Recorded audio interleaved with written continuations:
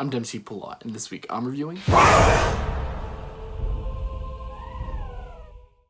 Now, before we start off, as always, I just want to take a quick second to remind you guys to make sure you hit that like button if you like today's video, and if you're new here, make sure you hit that subscribe button as well for more movie-related content weekly.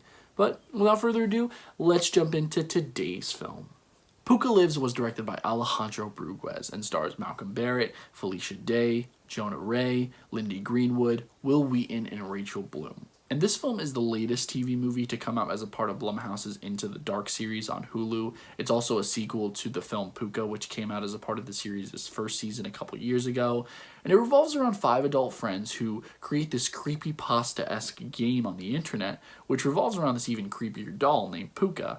But in the process, they unwittingly unleash an evil onto themselves and the world. Now, I actually did enjoy the first film, and if you haven't heard of it, I highly recommend you go check it out. It's available on Hulu, as I said before. I also did a review for it. If you want to see that, I'll put the link in the description box below. But I actually went into this film with very low expectations, just because most sequels rarely live up to their predecessor. And I think it's because I went into this with such low expectations that I kind of enjoyed it a lot. I'm not gonna lie, I thought this film was kind of fantastic. Some fans of the original might be a little disappointed to find out that there is no real connection between the two films other than Pooka. And it kind of makes sense, and it's a decision that I think really works, because if you think about the first film, and no, this isn't really spoiling anything, everything that happens within it is kind of independent of itself. And here, this film has a lot more fun with the concept of Pooka, and it's also, in addition to doing its own thing, it kind of takes a different turn tonally.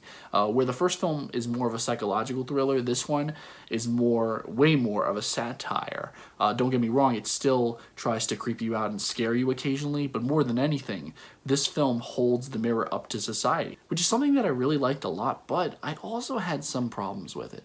And my biggest issue with that in this film is something that we're shown from the very beginning. Like, right from the start, we are literally shown these text messages that let us know just how damaging social media can be and just how bad the internet is for our main character in particular. But it kind of feels like overkill, because he later goes on to explain it to us, so in reality we're spoon-fed the same thing twice. We're also later given these really self-righteous monologues about how the internet can be used for good and evil. A lot of this film feels very cheesy and cliched, but I'm not gonna lie, eventually that cheese does turn into camp. The film does take a while to find its footing, but it ultimately does and holds firm to its criticism about the digital age. This film also has a lot to say about the power of friendship, and it goes against a lot of the traditional monster movie tropes to show us that real friends can survive anything together. Although I did really like this film, I also did have some issues with it. As I said before, it does take a while to find its footing. But to me, the most noticeable issue with it is the pacing. The pacing never really feels consistent. It starts off very slow, then about halfway through it's really good for like 20 to 30 minutes, but then it dulls down again. And then the entire third act feels so rushed. In fact, the ending isn't even really complete. They show you like half of the ending, and then the rest of the ending is shown to you via an animated sequence during the credits, which I found to be very bizarre. Personally, I liked the ending of the second act better than the entire third act. But overall, as I said, I still found this film to be quite enjoyable. To me, with this, Blumhouse has succeeded once again, this time in proving that they don't necessarily need a big screen to score big. This film is so different from anything else that they've ever done, with the exception of Whiplash, that you can't help but like it. It's an honest horror film that shows you that sometimes the biggest and baddest monsters out there are the ones that we create ourselves. And for that, I'm going to give this film 3.5 stars. Really? Yep. Up, huh? Guys, once again, you can check out Pooka Lives on Blumhouse's Into the Dark on Hulu. Even if you don't want to watch this particular movie, they have a bunch of others. Each month they release a new one that pertains to whatever holiday is coming up. I think that's really cool. And the series as a whole, as I said, is really fun, and I hope it continues for the foreseeable future. But yeah, thanks so much for taking the time out of your day to view this video. It really does mean the world to me. And once again, if you like this video, please make sure to hit that like button. And if you're new here, make sure you hit that subscribe button as well for more movie-related content weekly.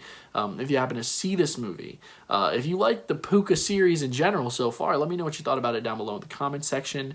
Let me know if you've seen the show in general. What's your favorite episode? I really like everything Blumhouse is doing. I think that they are huge innovators in not only the horror industry but the movie industry.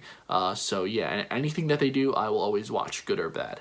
This just so happened to be good, in my opinion, anyway. But yeah, that's pretty much all the time that I have for you guys today.